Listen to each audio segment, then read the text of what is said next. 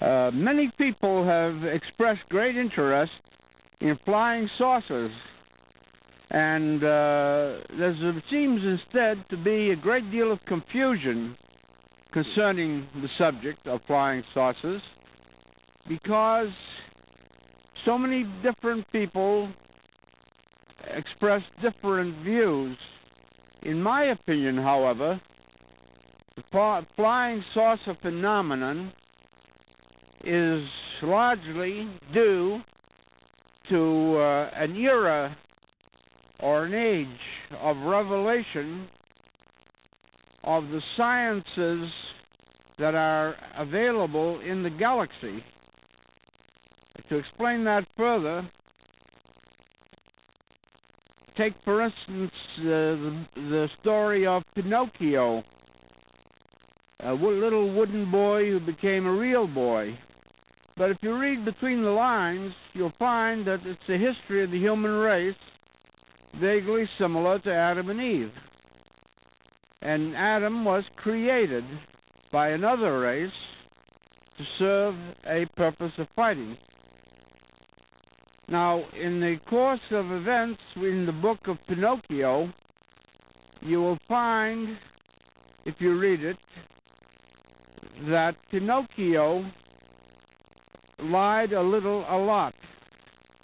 And the reason for that was to suppress science, which is a killer for the human race, genetically and physically.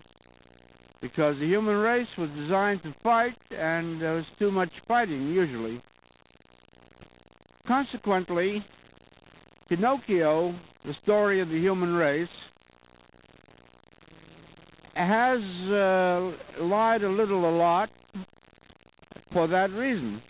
And having done so too much, the nose, which is the symbol of search or research, it's merely a symbol.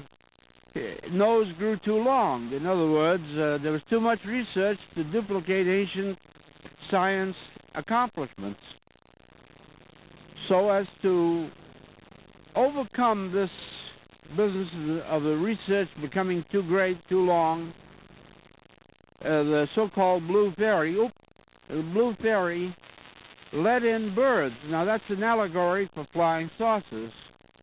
And each one, for the most part, seems to be different based on different physics and different scientific principles. So therefore, it is clearly a demonstration of what we are missing or can or should be able to accomplish in space travel, anti-gravity,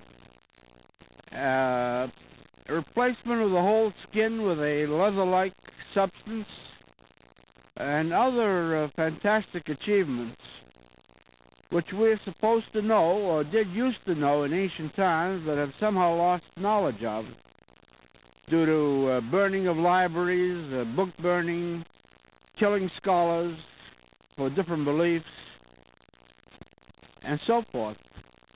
Therefore, I say, more or less in conclusion of this subject, that flying saucers are a demonstration of what we should be able to do and are not merely a weird and offshoot subject. A deal of interest in ancient lore or knowledges. Many people think a lot of that has been totally lost, but there is still a great deal to be learned from so-called fairy stories associated with the past. And also, we can take, for instance, as an easy example of ancient science, the story of Rumpelstiltskin.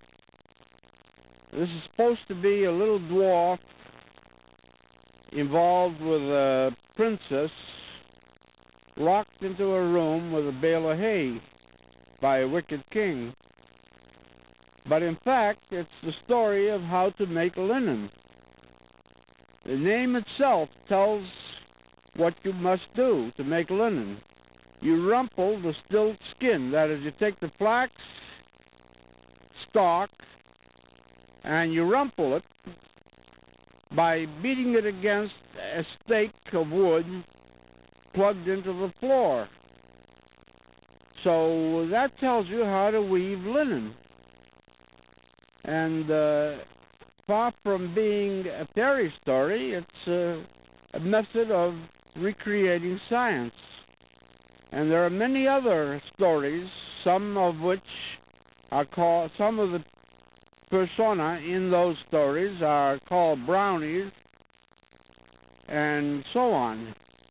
In the Arabian Nights stories of the night, the Efrit, E-F-F-R-I-T-T, is supposed to be a flying device, but a hot spark or hot flame will burn the whole thing up. It'll all burst into flame. Well, that's a very good description of a magnesium airplane made out of magnesium. Continue? Yeah, I was just checking the sound. All right. There's one or two other such stories, like Aladdin or the Wondrous Lamp. Now, Aladdin had to rub the lamp. The genie, of course, is a servant of man if he uses it right, just like any other scientific thing. And there are scientific marvels described. For example, Aladdin, with the aid of the power he got from the genie, gets the Sultan's palace, which has 24 windows. Now, that's very easy to understand. The 24 frames of reference are the 24 days of our daily cycle. 24 hours of our daily cycle, I'm sorry.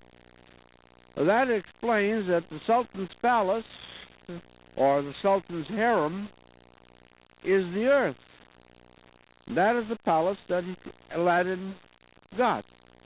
Now, in the Bible, it says, if ever the golden bowl or the silver cord be broken, man goes to his long-time home. Well, that explains, in legendary form, that man was not always on this planet. Not by a long shot. And a lot of theories about evolution are really cockeyed because they assume that man evolved very gradually. And instead, as it says in the library of Knossos, the excavated library of Knossos was established in the Minotaurian civilization. And the Minotaurians, or Knossos, found a number of records there, but they also had the Genesis, or creation story, to explain where they came from. And that is another story of how Adam and Eve came into being. So there are a great deal of knowledge, both medical and physical, and physics, can be derived from ancient legends and fairy stories.